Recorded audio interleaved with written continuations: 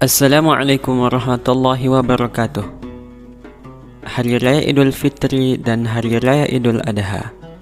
Salat Hari Raya Idul Adha lebih afdal daripada salat Hari Raya Idul Fitri, karena salat Hari Raya Idul Adha disebutkan langsung di dalam Al-Quran, di dalam surah Al-Kautsar ayat yang kedua yang berbunyi Fasholli li rabbika wanhar, yang artinya maka dirikanlah solat karena Tuhanmu dan berkurbanlah.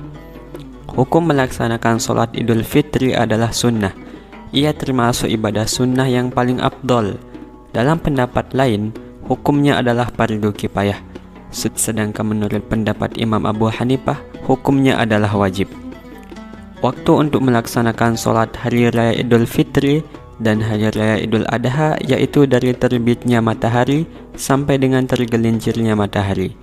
Salat Hari Raya Idul Fitri dilakukan pada tanggal 1 Syawal, sedangkan salat Hari Raya Idul Adha dilakukan pada tanggal 10 bulan Zulhijjah.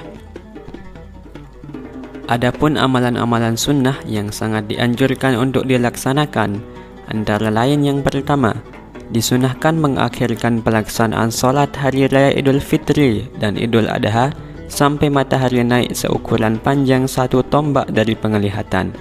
Kemudian yang kedua, disunahkan melaksanakan salat Hari Raya Idul Fitri dan Hari Raya Idul Adha di masjid yang apabila tempatnya luas. Jika tidak memungkinkan pelaksanaan, maka bisa di tempat lain yang luas seperti lapangan dan sebagainya. Yang ketiga, disunahkan bagi perempuan-perempuan yang dalam keadaan haid untuk datang ke masjid untuk mendengarkan khutbah Hari Raya Idul Fitri dengan berdiri di sekitaran masjid dan sebagainya. Yang keempat, disunahkan menghidupkan malam Hari Raya Idul Fitri dan Hari Raya Idul Adha dengan memperbanyak ibadah, memuliakan malamnya, dan dengan melaksanakan sholat isya dan subuh secara berjamaah. Yang kelima, disunahkan memakai minyak wangi dan berpakaian rapi ketika hendak melaksanakan sholat Hari Raya Idul Fitri, baik bagi orang yang diam di rumah karena uzur maupun bagi orang yang pergi ke masjid, dan disunahkan ini bagi orang dewasa maupun anak kecil. Yang keenam, disunahkan pergi lebih awal ke masjid atau tempat pelaksanaan sholat Hari Raya Idul Fitri bagi selain imam sholat. Yang ketujuh, disunahkan berjalan kaki ketika pergi ke masjid untuk melaksanakan sholat Hari Raya Idul Fitri jika tidak menyulitkan, dan disunahkan pulang melalui jalan yang berbeda yang lebih dekat, karena pahala ketika pergi lebih besar daripada saat pulang. Disunahkan juga melalui jalan yang lebih jauh agar mendapatkan pahala yang lebih banyak dengan banyaknya langkah kaki.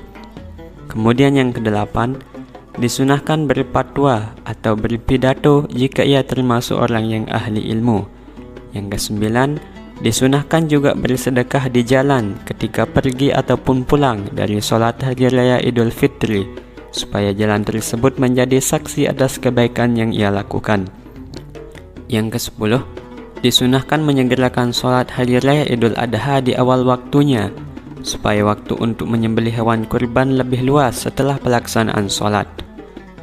Yang ke-11, disunahkan mengakhirkan pelaksanaan sholat Hari Raya Idul Fitri sampai matahari naik seukuran 2 tombak, supaya waktu lebih luas untuk mengeluarkan zakat fitrah sebelum pelaksanaan sholat Hari Raya Idul Fitri bagi orang-orang yang belum mengeluarkan zakat fitrah.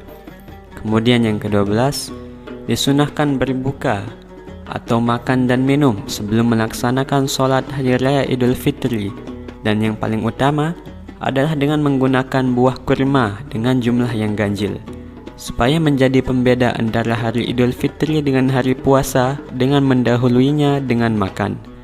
Yang ke-13, disunahkan menahan diri atau tidak makan dan minum dari terbitnya matahari pada Hari Raya Idul Adha sampai selesai melaksanakan sholat Hari Raya Idul Adha dan selesai menyembelih hewan kurban, dan baru makan dari hasil sembelihannya itu. Sebagaimana yang dikatakan oleh pengarang kitab Zubat yang berbunyi, dan disunahkan makan dan minum sebelum sholat Hari Raya Idul Fitri, dan disunahkan menahan diri pada Hari Raya Idul Adha sampai selesainya menyembelih. Sekian dan semoga bermanfaat. Wallahu a'lam bishawab. Wassalamualaikum warahmatullahi wabarakatuh.